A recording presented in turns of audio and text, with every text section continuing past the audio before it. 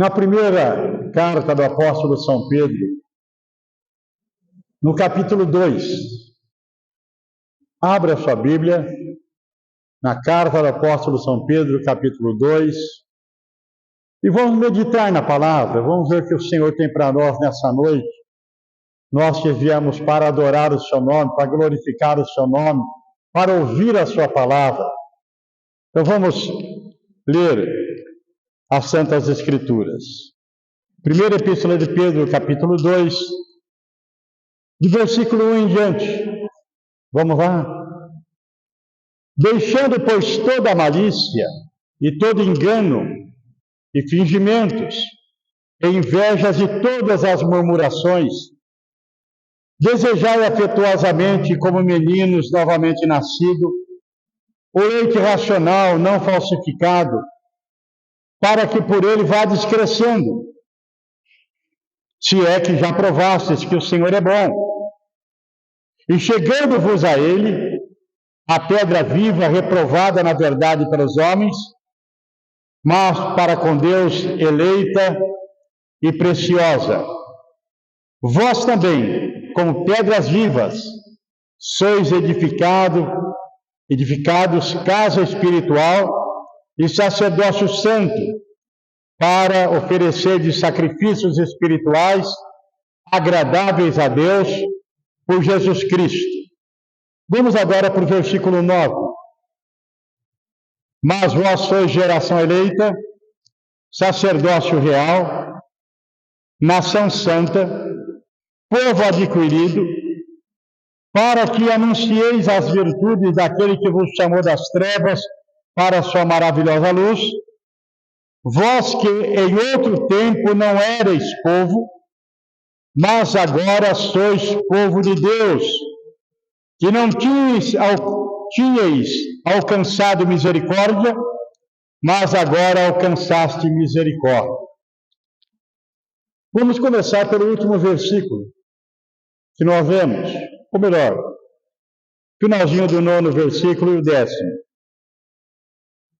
Para que anuncieis a virtude daquele que vos chamou das trevas para a sua maravilhosa luz. Vós que em outro tempo não erais povo, mas agora sois povo de Deus, que não tinhas alcançado misericórdia, mas agora alcançaste misericórdia. O apóstolo São Pedro, ele escreve essa carta de uma forma diferente do apóstolo São Paulo. O apóstolo Paulo escreveu várias cartas dirigidas a determinadas igrejas, por exemplo, a igreja de Éfeso, a igreja de Tessalônica, a igreja de Colossos, a igreja de Filipos. Por isso a carta aos Filipenses, aos Colossenses, aos Tessalonicenses. Fez uma carta endereçada a Timóteo, ou 2 cartas. Mas São Pedro, quando escreveu essa carta, ele escreveu para a igreja, para toda a igreja. E ele procura nesse capítulo 2, nesse versículo que nós lemos, mostrar para a igreja qual era a situação de cada um dos irmãos, antes de conhecer a palavra, antes de ter um encontro com Jesus, antes de experimentar o amor de Deus em sua vida. Ele diz assim: o Deus que vos chamou das trevas para a sua maravilhosa luz. Então Pedro começa, ou está mostrando, que todos que andavam sem Jesus estavam em trevas. Não conhecíamos o Senhor. E ele mostra que antes nós não éramos povo de Deus, mas agora somos. Nós não tínhamos alcançado a misericórdia, mas agora alcançamos. Então, Pedro mostra para a igreja que realmente nós estamos longe de Deus, perdidos, sem esperança, sem Deus no mundo.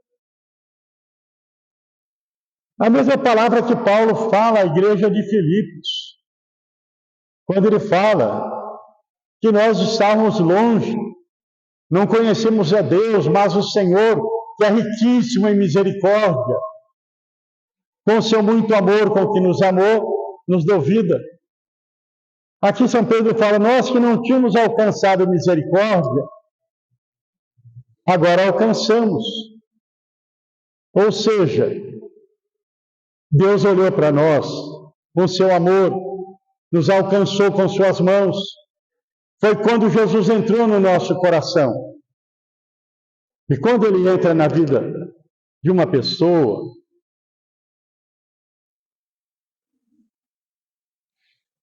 a mudança como da água para o vinho. Alegria, prazer, felicidade. Porque o perdão de Deus é derramado. A pessoa é perdoada. Recebe um novo coração. Aquilo que os profetas falavam, que o Senhor iria tirar o coração de pedra e dar um coração de carne. Ou seja, um coração sensível a Deus. Um coração que ia sentir a presença de Deus. Ia receber o amor de Deus derramado dentro dele. Então nós não éramos povo. Estávamos longe, não tínhamos alcançado a misericórdia, mas agora alcançamos misericórdia. E aqui, então, no versículo 1, ele fala sobre a nossa nova vida. Porque a pessoa, quando encontra Jesus, sua vida se transforma. Como ela andava, ela não vai andar mais. Como ela vivia, ela não vai viver mais. Porque ela tem agora uma nova vida. Então Pedro começa dizendo, deixando, pois, toda a malícia. A malícia faz parte de quem está em trevas. Então a pessoa vive cheia de malícia, inveja, fingimento. É isso que ele fala no versículo 1, engano, murmuração. Então ele fala, deixando tudo isso. E olha que o pecado da murmuração é tão terrível que ele está no mesmo grau de feitiçaria. Da pessoa que pratica feitiçaria. Assim é o murmurador. É o mesmo pecado. Está no mesmo grau. Ele fala, então vamos deixar isso. Fingimento, malícia, murmuração, engano, inveja. Por quê? Somos nova criatura. Temos uma nova vida. Não foi à toa que o apóstolo Paulo fala, nós temos a mente de Cristo. Temos um novo coração. Ele fala, agora somos filhos de Deus. E pelo contrário, ele fala, desejai, buscai, queira muito o ente racional, que é a palavra de Deus, porque é ela que vai trazer crescimento espiritual, ela que vai dar maturidade, ela que vai te fortalecer. Então desejai afetuosamente o leite racional não falsificado, ou seja, a palavra de Deus, viva, poderosa, santa, autêntica. Desejai afetuosamente, ou seja, uma criança recém-nascida, quando ela chora com fome, desejando o leite materno, porque é aquilo que vai trazer crescimento, é aquilo que vai trazer imunidade para aquela criança, é aquilo que vai dar um crescimento sadio. Então, o cristão, ele só cresce através da palavra de Deus, conhecendo a palavra e conhecendo o Senhor da palavra. E como ela conhece o Senhor? Intimidade, oração,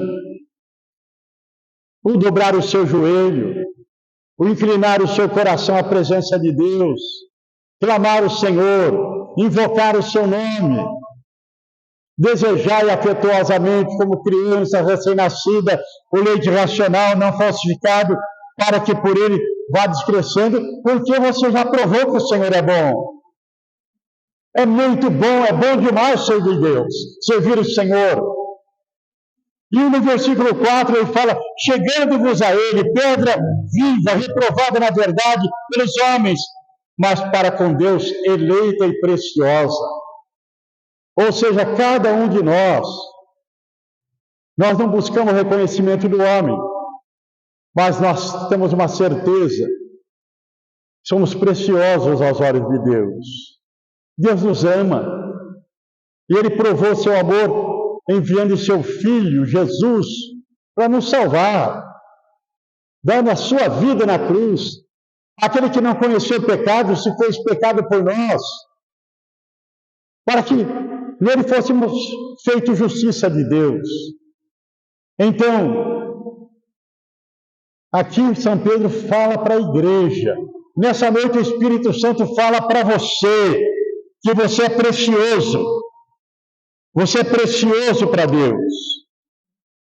Você é eleito e é precioso. Ou seja, você é escolhido por Deus.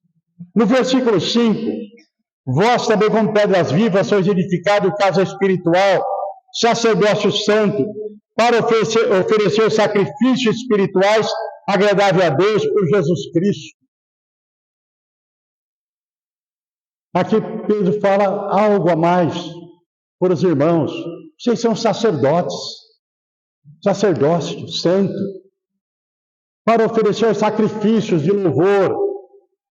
É por isso que o cristão, ele canta com fervor, ele adora no momento de adoração, ele louva no momento de louvor, ele ora com toda a sua força, porque ele conhece esse Deus verdadeiro, e ele é um sacerdote. É diferente o sacerdote com o ministério. O ministério você trabalha em favor do homem. Você exerce seu ministério para buscar almas, para fazer algo, para servir o Senhor, para trabalhar na obra. Mas o sacerdócio é intimidade com Deus. Por isso que cada um de nós somos sacerdotes. E aqui ele fala sacerdócio vivo. A princípio. Depois ele aprofunda mais à frente. Então, o sacerdote, ele fala com Deus. É a nossa intimidade com Deus, é conhecer um Deus verdadeiro. Não um Deus de ouvir falar, não um Deus distante, mas um Deus que habita em nós através do seu Espírito. Um Deus que habita no nosso coração. E nós somos alertados, exortados, não entristecais o Espírito Santo com o qual estáis selado para o dia da redenção. Ou seja, Deus está presente. E aqui somos chamados a atenção, não entristecais, porque Ele é uma pessoa. Ele estará conosco, está conosco, habita em nós. Foi isso que Jesus disse: Ele estará convosco, Ele habitará em vós. Mas já pulando um pouquinho mais adiante, no versículo 9, é muito conhecido, e eu gosto de falar desse versículo, quando São Pedro fala para a igreja: vós sois geração eleita, do povo escolhido por Deus, geração eleita. O Senhor nos elegeu, ou seja, o Senhor nos escolheu. Foi isso que Jesus disse para os discípulos: não foi você que me escolheu, mas eu escolhi a vós. Então, olha que privilégio nós temos. O Senhor nos escolheu. Somos um povo escolhido de Deus. Foi Ele que chamou cada um de nós. Ele olhou para essa terra com bilhões de habitantes e escolheu cada um de nós. Ele apontou e disse: é você. Então você é escolhido do Senhor, geração eleita, sacerdócio real. Olha que coisa interessante, sacerdócio real. Aqui no versículo 5, ele fala que nós somos sacerdócio santo. Uma vida reta, uma vida consagrada a Deus, deixando tudo aquilo que é embaraço, tudo aquilo que entristece a Deus, porque a nossa intimidade com Deus é mais importante. Agora, aqui ele fala que nós somos sacerdócio real. Nós não somos qualquer sacerdote. Nós somos sacerdócio real. Somos da linhagem de Deus. Olha, meu irmão, sacerdócio real.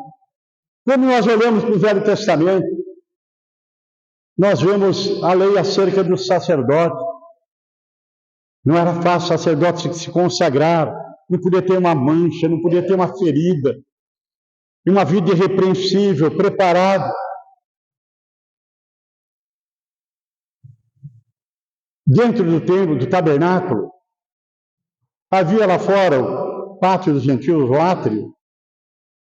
Havia um outro lugar dentro do tabernáculo, onde eram feitos os sacrifícios. E ali havia barulho de animais, de pessoas falando.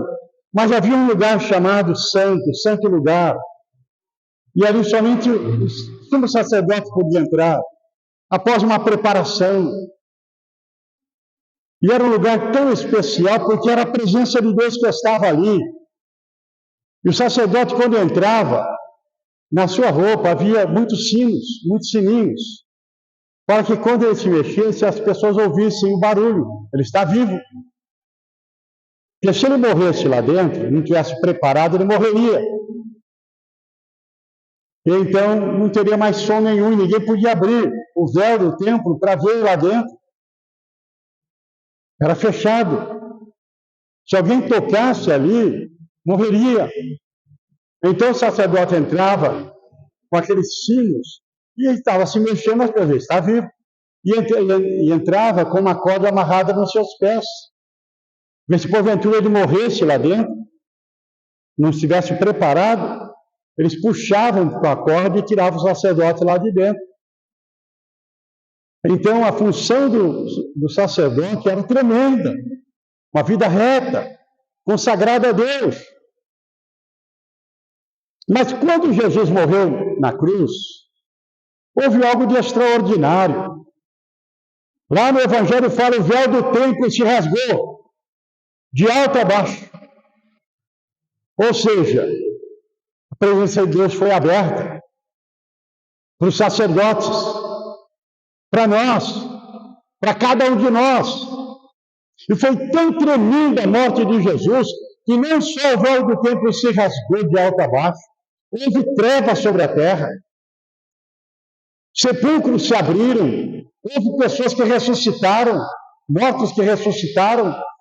Foi tremendo o poder da morte de Jesus por cada um de nós. E quando o véu do templo se rasgou, o céu se abriu para os sacerdotes, para cada um de nós, que somos sacerdotes da linhagem de Jesus. Somos sacerdócio real. E olha, se você olhar para o Velho Testamento, eu me lembro de uma passagem em que dois sacerdotes, Nadab e Abiú, eles entraram no templo e ofereceram lá um sacrifício, um fogo estranho no altar.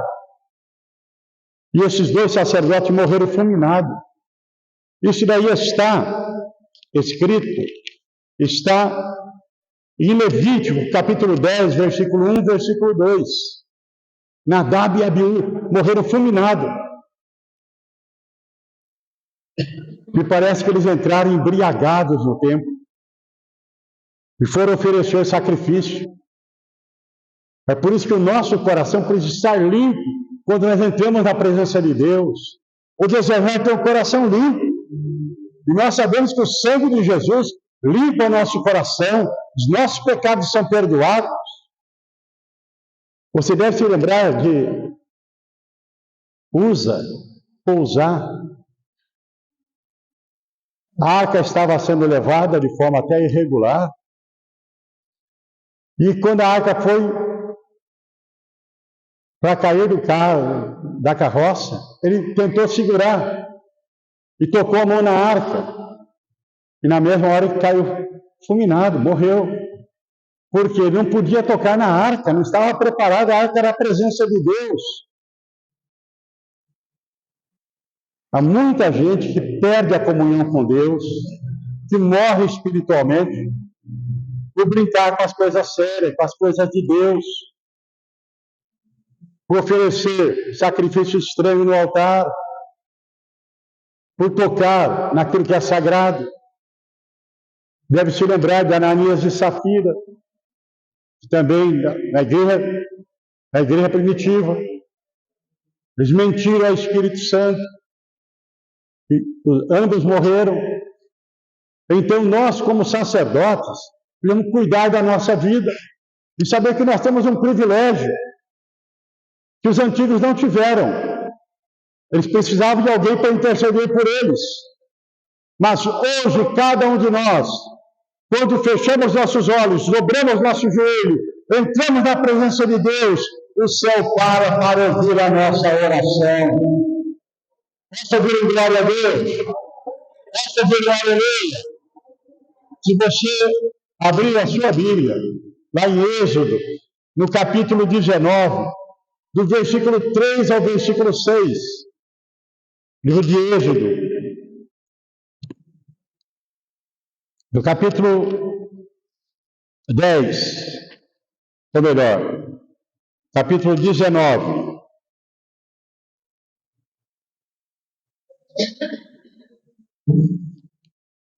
É isso mesmo?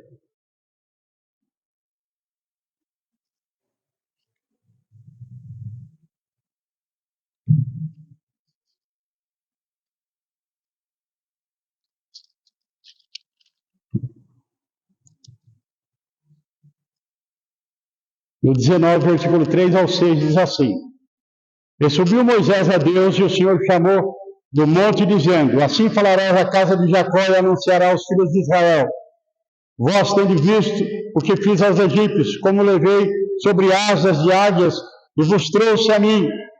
Agora, pois, diligentemente, ouvi a minha voz, guardai o meu conserto, então sereis a minha propriedade particular ou peculiar, dentre todos os povos, porque toda a terra é minha, e vós sereis reino sacerdotal e povo santo. Então, essas são as palavras que falarás aos filhos de Israel. Aqui o Senhor estava dizendo para o povo, para Moisés dizer para o povo de Israel, né, que o Senhor os tirou do Egito de uma forma tremenda, usa até essa metáfora, como com asas de águia, aquela multidão saindo da escravidão. E diz mais: se você ouvir a minha voz, observar a minha palavra, vocês serão minha propriedade peculiar, dentre todos os povos, porque toda a terra é minha, e vós me sereis reino sacerdotal. Aqui fala a respeito da igreja. Por isso que Deus ouve a oração da igreja. Porque confiamos nele, cremos nele, guardamos a sua palavra. Então, voltando aqui para o apóstolo Pedro falando para a igreja: porque vós sois geração eleita, sacerdócio real, nação santa, povo adquirido. Foi o que Jesus conquistou na cruz, nos redimiu, nos trouxe de volta para Deus. Então hoje nós estamos aqui adorando o Senhor, sabendo que Ele recebe a nossa adoração, que Ele habita no meio do louvor, que Ele abençoa a nossa vida, porque Jesus nos trouxe de volta para Deus. Então Deus que está com os ouvidos abertos, para ouvir nossa oração, com o braço estendido para responder o seu clamor. Mas nós não podemos nos esquecer que devemos desejar muito a sua palavra, conhecer, beber do leite racional. Aquilo que Jesus diz para Satanás: nem só de pão viverá homem, mas de toda a palavra que procede da boca de Deus. É o leite racional, a palavra de Deus, que nos fortalece para nossa caminhada, para a nossa jornada, que nós estamos numa caminhada. Esse mundão é o deserto. E nós sabemos que vamos chegar na terra prometida, que é o céu. E o que nos alimenta, o que nos fortalece, que nos faz enfrentar os gigantes que surgem, os obstáculos que se levantam, é a força do Senhor, que nos alegra. A alegria que temos de servi-lo nos dá força. A sua palavra nos dá um norte, nos orienta. Por isso, gente, é um grande privilégio. O Deus que nos tirou das trevas e nos trouxe para a luz. Um Deus que nos fez povo seu. Um povo que teve misericórdia, que alcançou misericórdia do Senhor. É esse povo que é a menina dos olhos de Deus. Olha bem, a Bíblia fala que Deus cuida de você como a pessoa cuida da menina dos olhos. Pode observar qualquer coisa, você pisca os olhos, você guarda, você protege. E Deus muito mais. Ele protege cada um dos seus servos, cada um dos seus filhos. Muitas vezes nós não entendemos o agir de Deus, mas Deus conhece lá na frente, virando a esquina. Coisa que nós não vemos, Deus já está nos dando o livramento. Deus cuida de nós. Por isso São Pedro mesmo fala assim: olha, lance sobre ele toda a vossa preocupação, toda a vossa ansiedade. Porque muitas vezes nós temos ansiedade, coisas que nos preocupam, que tiram a nossa paz, que até roubaram o nosso sono, que tiram a nossa alegria. Então Pedro fala para a igreja, o Espírito Santo fala para você: lance sobre ele toda a sua ansiedade, porque ele cuida de vós. Ele tem cuidado de vós.